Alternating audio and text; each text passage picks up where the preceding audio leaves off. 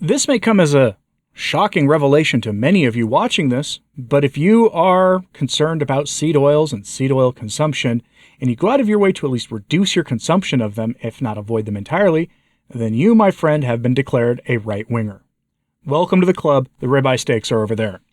In all seriousness, this will come as a surprise to many of you, because many of you have told me in your comments that you aren't particularly conservative, that you are actually on the political left on most issues, but you have been lumped in broad, sweeping generalizations on the right wing.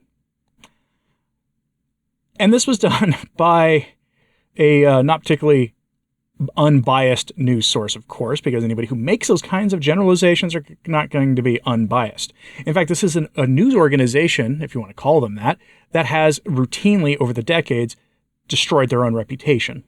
And I always associated this outlet with being a music website and newspaper because I always had interesting interviews with rock stars and movie stars and things, but really, they're mostly known for politics now because everything in the modern world is political, including your disdain or your wisdom for avoiding seed oils. So we turned to Rolling Stone for this piece of brain-draining garbage.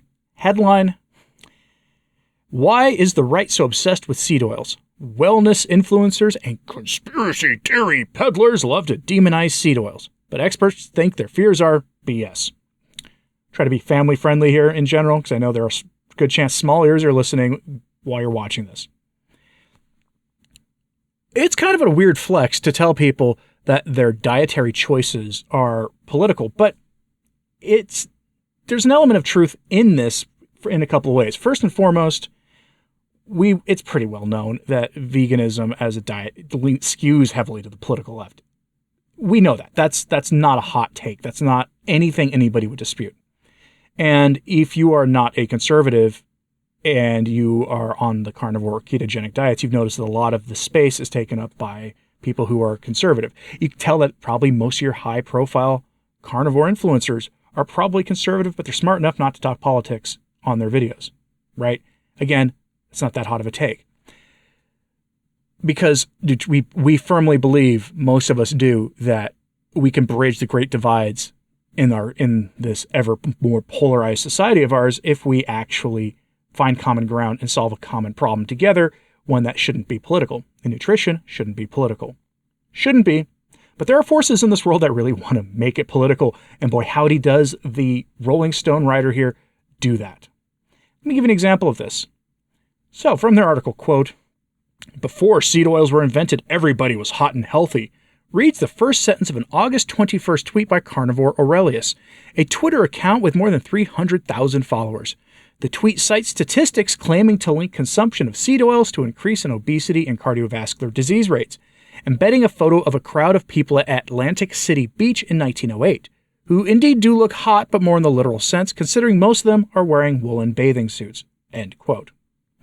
Then the article goes on to link Carnivore Aurelius to people you're supposed to have a knee-jerk bad reaction to. Jordan Peterson, that bald dude from Eastern Europe who is kind of a weird male influencer who says some really outrageous stuff and is currently on trial right now in Eastern Europe for some pretty horrific stuff.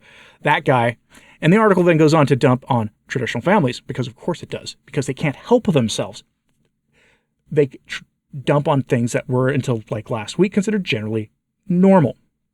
I don't know why they do that, but they have to link this to politics. But then we get this gem. Quote, "On Instagram, where Carnivore Aurelius has more than 700,000 followers, the majority of the most engaged content about seed oils comes from their account, according to CrowdTangle data from the past 12 months. A February 2023 post which claims that seed oils are the most destructive force in the world today, and cutting them out of your diet will radically change your health, has gotten more than 63,000 likes and 1,700 comments. A tweet from August 21st, the same day as the one cited above, says, canola oil is literally made from the seeds of the bad plant, named after what it will do to your health. End quote. I can't say the name of that plant on YouTube without having it get really bad for me, but you can see it right there. What they're doing here is just engaging in blatant fear tactics and guilt by association. And the only thing I will negatively say about Carnivore Aurelius really is, Well, one, I don't get the sunning your nether regions thing. If any of you are advocates of that in the comments, please let me know in a general way why people advocate that. I've seen Carnivore Aurelius advocate that, and I'm not there with them on that. I don't look down at anybody who's into that stuff. Just please do it like in private, please. But the other thing is that Carnivore Aurelius will share on social media the same tweets that they've had before. I've seen the same tweets and same Instagram posts and things go through my feeds before from that account multiple times. It just happens. And these are not like memes that people take the tweet and make a meme out of it. They reshare. So there's a lot of recycling of content going on there, like literal recycling. And those are the only negative things I'll say about them, because Carnivore Aurelius's content is correct, but not according, of course, to Rolling Stone, who goes on to quote influencers who are conservatives who don't agree with us on the seed oil issue. In fact, they actually quote that guy from Eastern Europe, and they can't believe he's right on this, and they're right in their mind, which goes to prove the point this is not ideological. Again, let me know in the comments if you are not a conservative person, but you are on the carnivore or ultra low-carb keto diet and you're avoiding seed oils. You know, you and I may not agree on politics or religious values or other things, but maybe this is one way we can cross the Great Divide, okay? Because, boy, do we need it right now, because things are just getting so divisive out there. We need to cross the Great Divide, and these articles don't help. All they've done here is prove my point, because they go on to then talk to their experts.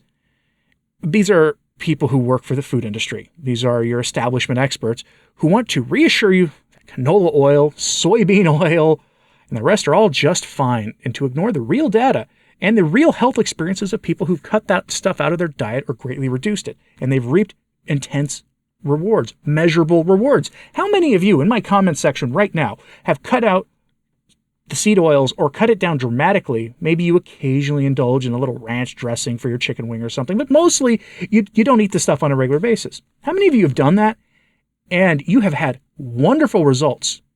I really want to know. I'll bet it's a lot of you, because we know this stuff is not part of a proper human diet.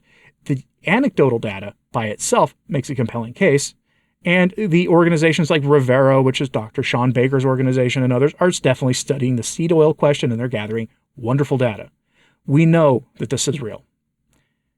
But these experts, of course, are going to be funded from the food industry, because canola oil and soybean oil, corn oil, whatever other plant oils you can name that aren't avocado oil or soybean oil, ironically, if you're going to eat plant oils, the two that are widely considered the healthiest are also like the most expensive.